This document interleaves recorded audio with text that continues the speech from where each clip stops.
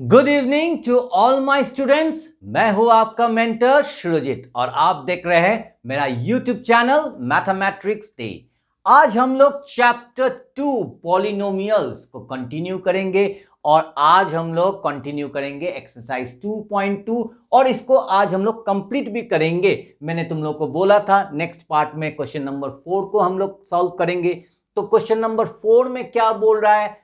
Find the zero of the polynomial in each of the following cases। तो तुमको क्या बोल रहा है? Find the zero। अभी तुमको जीरो निकालने के लिए बोल रहा है। तो जीरो निकालने के लिए बोल रहा है, ये जो पॉलिनोमियल है इसका तुम जीरो निकालो। तो एक्चुअली ये जीरो है क्या? इधर में दो तो सम है। एक्चुअली ये जीरो है क्या? जीरो एक तो वैल्यू है और ये वैल्यू अगर तुम कोई भी पॉलिनोमियल का जो वेरिएबल है उसमें अगर तुम डाल दोगे तो ये जो पॉलिनोमियल का जो पूरा पॉलिनोमियल का वैल्यू वो बन जाएगा जीरो। फॉर एग्जाम्पल के तौर पर देखो P X equal to X plus 5। अगर मैं देखो इधर में ये जो लिखा है इधर में x प्लस 5, इधर में मैं रफ करता हूं रफ। तो x प्लस 5 अगर मैं इसको जीरो बना दूंगा तो देखो यहां पे क्या हो जाएगा, प्लस 5 इधर आ जाएगा तो कितना हो जाएगा -5। मतलब अगर मैं x का वैल्यू -5 पुट करूंगा, ये क्या है x प्लस 5, तो ये x का जगह में अगर मैं -5 पुट करूंगा और +5 तो एज इट इज है, देखो -5 + 5 कितना हो जाएगा, जीरो हो जाएगा। तो यही है जीरो का मीनिंग। फाइंड द जीरो, तुमको जीरो निकालने के लिए बोल रहा है। तो हम लोग क्या करेंगे, इसको हम लोग पहले ही पकड़ लेंगे कि पूरा जो पॉलिनोमियल है वो जीरो है। तो हम लोग लिखेंगे on putting px equal to zero. ठीक है, हम लोग लिखेंगे on putting px equal to zero. तो हम लोग क्या करेंगे, px का जगह में क्या लिखेंगे, x plus 5 equal to zero. तो इधर में देखो x इक्वल टू +5 उधर जाने से क्या हो जाएगा -5। तो यही चीज, ठीक है। तो अभी हम लोग लिखेंगे क्या, therefore -5 is the zero of px। यही है आंसर। हम लोग पकड़ लेंगे कि x प्लस 5 क्या है ना, जीरो का बराबर है। देखो इसको हम लोग ऑल्टरनेटिव भी कर सकते हैं, क्या कैसे ना, x प्लस 5 को हम लोग पकड़ लेंगे, ये जीरो है। तो इधर में x का वैल्यू क्या होगा, -5 होगा। तो यही चीज मैंने लिखा है on putting px equal to zero.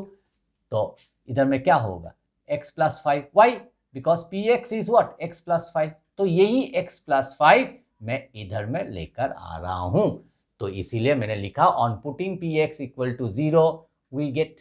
तुम चाहो तो इधर में लिख सकते हो वी गेट। उसके बाद px का जगह में x प्लस 5 लिखो इज इक्वल टू जीरो। ऐसा करके तुम कर सकते हो, नहीं तो मैंने इधर में लिख दिया है x plus 5 equal to zero. तो x क्या होगा, -5। Therefore -5 is the zero of px। बस यही है हम लोग का आंसर। अभी आते हैं क्वेश्चन नंबर रोमन 2 में। देखो px equal to x plus 5, तो हम लोग इधर में लिख सकते हैं ऑन पुटिंग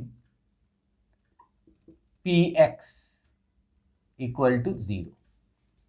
तो वी गेट हम लोग लिखेंगे, तो px का जगह में क्या पुट करेंगे, x minus 5 equal to zero. तो इधर में x क्या हो जाएगा, ये -5 उधर जाने से +5।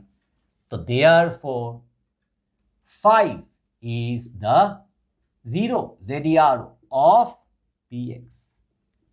तो इसके साथ ही रोमन 2 हो जाता है complete। अभी हम लोग आते हैं क्वेश्चन नंबर 4 का रोमन 3 और रोमन 4। तो रोमन 3 देखो px equal to 2x plus 5। तो इसको भी वैसा ही सॉल्व करेंगे ऑन पुटिंग, क्या लिखेंगे ना, px equal to zero we get. तो px का जगह में हम लोग क्या पुट करेंगे, 2x plus 5 equal to zero. अभी देखो ये +5 पहले उधर जाएगा तो 2x रहेगा, तो ये हो जाएगा -5 और उसके बाद 2 इंटू तो x इक्वल टू -5/2। पहले प्लस और माइनस ट्रांसफर होगा, उसके बाद डिवीजन और मल्टीप्लिकेशन वो ट्रांसफर होगा, तो x इक्वल टू -5/2। तो अभी लिख दो, एक तो स्टेटमेंट लिख दो, -5/2 is the zero of px। तो ये हो गया हम लोग का आंसर।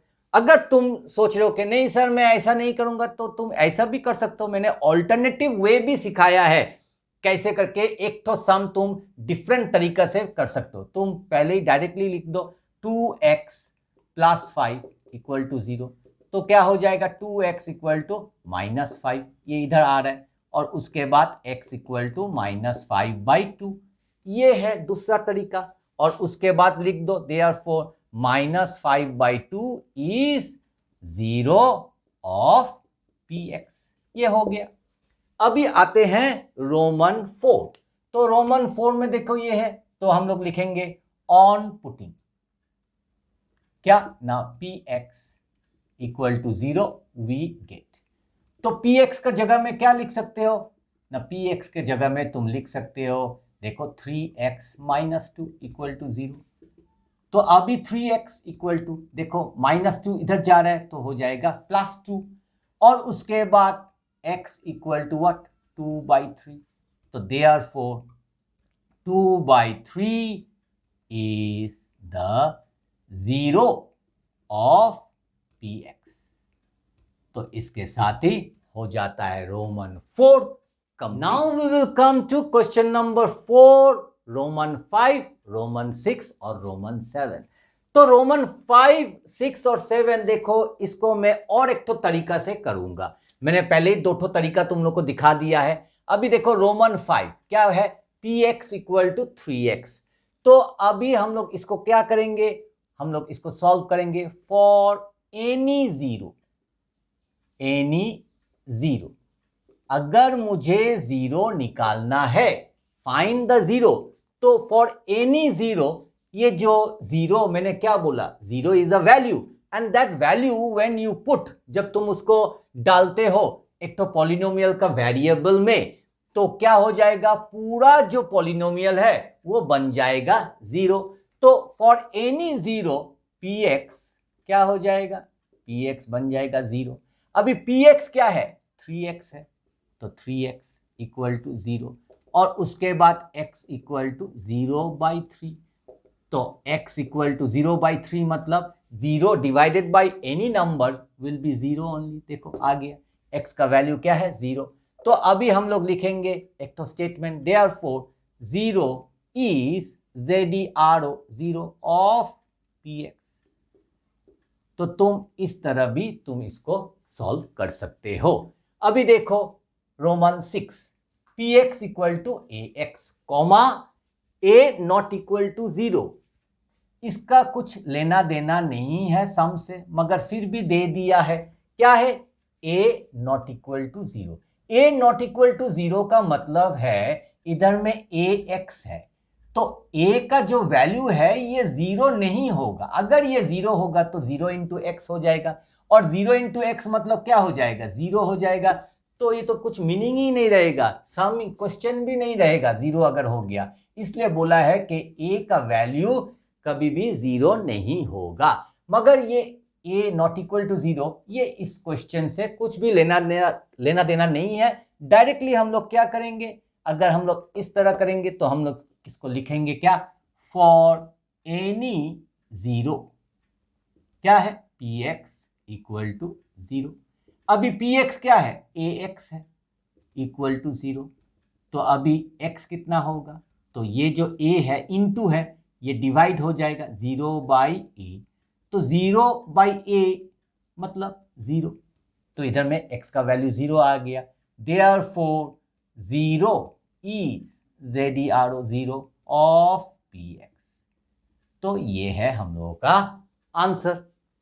उसके बाद देखो roman 7, last question, px equal to cx plus d। और इधर में क्या बोल दिया है, फिर से ऐसा ही बोल दिया है C नॉट इक्वल टू 0। ये जो C है ये 0 नहीं होगा। अगर ये C अगर 0 हो गया है, 0 इंटू एक्स क्या हो जाएगा 0, तो 0 प्लस डी, तो तब तो ये क्वेश्चन कुछ भी नहीं रहेगा।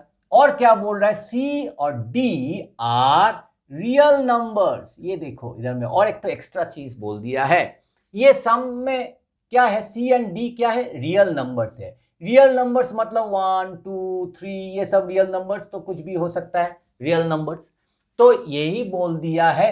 मगर ये जो पोर्शन है ये नहीं चाहिए, ठीक है। मगर क्यों बोल दिया है कि C अगर 0 नहीं होगा, अगर 0 हो गया तो क्या होगा, इसका कुछ मीनिंग ही नहीं रहेगा, इसलिए दे दिया है। तो अभी हम लोग इसको सॉल्व करेंगे, इसके साथ कुछ लेना देना नहीं है, सिर्फ तुम लोगों को थोड़ा कंफ्यूज करने के लिए दे दिया है। तो px equal to C X plus D. तो अभी अगर हम लोग इस स्टाइल में करेंगे तो क्या लिखेंगे, फॉर एनी 0 क्या है, px इक्वल टू 0। तो px क्या है, cx plus D equal to 0।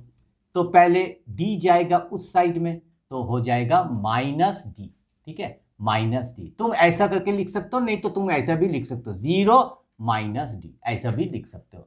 तो उसके बाद cx इक्वल टू 0, तो कुछ मतलब ही नहीं है, तो माइनस डी, और उसके बाद ओनली x विल बी क्या, माइनस डी बाई सी, इधर में आ जाएगा। तुम डायरेक्टली ये स्टेप से डायरेक्टली ये स्टेप भी कर सकते हो, you can jump the steps. तो हम लोग को मिल गया है, देयरफॉर स्टेटमेंट लिखेंगे minus D by C is 0 of P X. तो ये रोमन 7 भी हो जाता है कंप्लीट, और इसके साथ क्वेश्चन नंबर 4 का रोमन 1 से लेकर रोमन 7 सभी सम्स मैंने करवा दिया है। तो इसको अच्छा से प्रैक्टिस करो, और ये जो एक्सरसाइज है 2.1, इस एक्सरसाइज को अच्छा से, 2.1 नहीं बोलेंगे 2.2, ये एक्सरसाइज को अच्छा से प्रैक्टिस करो, सभी सम्स प्रैक्टिस करो, ताकि अगर ये एग्जाम में आए you can do correctly and you can score 100%। और अगर ये वीडियो थोड़ा सा भी अच्छा लगे तो वीडियो को करना है लाइक, और चैनल को कर देना है सब्सक्राइब। मिलते हैं नेक्स्ट एपिसोड में, till then tata and bye bye, and let's all together say maths is awesome.